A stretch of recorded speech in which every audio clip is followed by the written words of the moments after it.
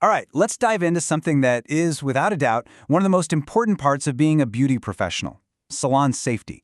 We're going to break down the absolute must-know rules for infection control, pulling from the fantastic guide by the Louisville Beauty Academy. This is the stuff that really separates the good technicians from the truly great ones. You know, this isn't just a nice quote. This is a whole philosophy from the Louisville Beauty Academy, and it totally changes how you should think about sanitation. It's not some boring chore you just have to power through. No, it's how you show real care and respect for your clients and for your own work. It's a great question, right? So what does that actually look like in a real salon? Well, love looks like knowing the rules, sticking to the procedure, and understanding exactly what you're protecting your clients from. And that's what we're about to get into. So before we get to the how, we have to talk about the why, because the stakes in a professional salon are really, really high, and it's our job to manage those risks perfectly every single time. Look, these rules aren't just there to make your life harder. Following proper infection control is the bedrock of your entire career. Yeah, it protects your clients from getting hurt, but it also protects you. It protects your license, your reputation, and your ability to build a business people trust. That might sound a little dramatic, but honestly, it's true. Every single day, you're dealing with threats you can't even see. And to win that fight, you have to know exactly what you're up against. So let's meet the main culprits. First up, we've got pathogenic bacteria. These are the harmful little guys that can cause some nasty infections like staph if your tools aren't perfectly clean. They're a huge target for our cleaning protocols because, well, they're common and they are definitely dangerous. Next on the list, viruses. These are tiny infectious particles that can cause things like warts or even serious diseases like hepatitis, especially if an implement has been exposed to blood. The key thing to remember about them? They are incredibly contagious. That's why proper disinfection is absolutely non-negotiable. And finally, there's fungus. We're talking about things like mold and yeast, which can lead to really stubborn nail fungus or athlete's foot. The big warning here is that fungus spreads so easily, especially in places like pedicure bowls, if they aren't sanitized flawlessly. Okay, so we know who the enemy is. How do we fight back?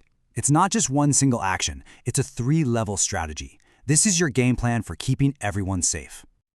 I want you to think of this like a ladder. You have to start at the bottom and work your way up. Step 1 is cleaning. That's just physically scrubbing off all the visible gunk with soap and water. Then you climb to the next rung, disinfection. That's where you use chemicals to kill most of those bad guys on your multi-use tools. And the very top rung, that's sterilization. It's the highest level, killing everything, even tough bacterial spores. This is for any tool that might break the skin. And this right here is the golden rule. You have to remember this order. You just cannot disinfect a dirty tool. It won't work. The cleaning step is what clears the way so the disinfectant can actually do its job. Seriously, tattoo this mantra on your brain. So to pull off that strategy, you need the right tools and, just as important, the right knowledge. This means really understanding the products you're using and the agencies that regulate them. Okay, this is a super critical distinction. You have to get this right. Antiseptics are for skin. Disinfectants are for hard surfaces, like your metal tools. Disinfectants are way stronger, and you should never, ever use them on a client's skin. And here's a little alphabet soup you're going to have to know. The EPA is the agency that approves all legal disinfectants. You should always be looking for an EPA registration number on the bottle. The SDS, or Safety Data Sheet, is basically your instruction manual for every chemical you use. And QUATS, that's just a common, really effective type of disinfectant you'll probably use all the time for your metal tools. Okay, so we've got the theory. We know the tools. Now let's get down to business. Let's build the single most important procedure you will do all day, the perfect disinfection. It's not just a quick spray and wipe, that's for sure. It's a very precise, multi-step process, and there is absolutely no room for error. So let's walk through it. It's a 5-step protocol, and you can't skip a single one. First, you have to clean your tools with warm, soapy water to get all the physical junk off.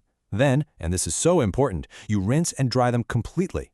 Only then can you fully submerge them in your EPA-registered disinfectant for the required time.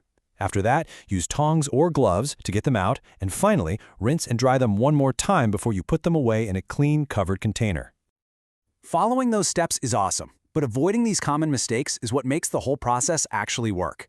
The biggest one? Water weakens disinfectant. That's why your tools have to be bone dry before they go in the solution. Also, you've got to mix a fresh batch every single day.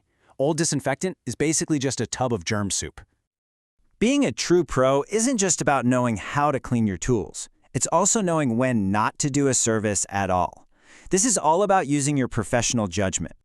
If you see any of these things on a client's hands, feet, or nails, the rule is simple. You stop immediately.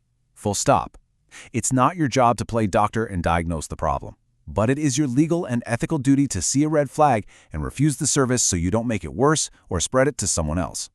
And here's exactly what you do in that situation. You stop the service, you sanitize your entire station, you document what happened privately for your records, and then you politely and professionally tell the client they should see a doctor. This protects you, it protects them, it protects everybody. And that brings us right back to where we started. We've gone through the science, the rules, the procedures. Now let's tie it all back to that big idea we began with. This is such a powerful way to look at it, isn't it? Every single thing you do sends a message. When you use clean tools, you're showing respect. When you sanitize properly, you're offering protection. And when your disinfection is flawless, well, that's the ultimate sign of true professionalism. It's what makes you an expert. And that's what it all comes down to. This isn't just about passing your state board exam, it's about adopting a mindset where you take total responsibility. It's about being able to look at your station, your tools, your whole setup, and say with 100% confidence, yes, I can protect every single person who sits in my chair. Now that's the goal.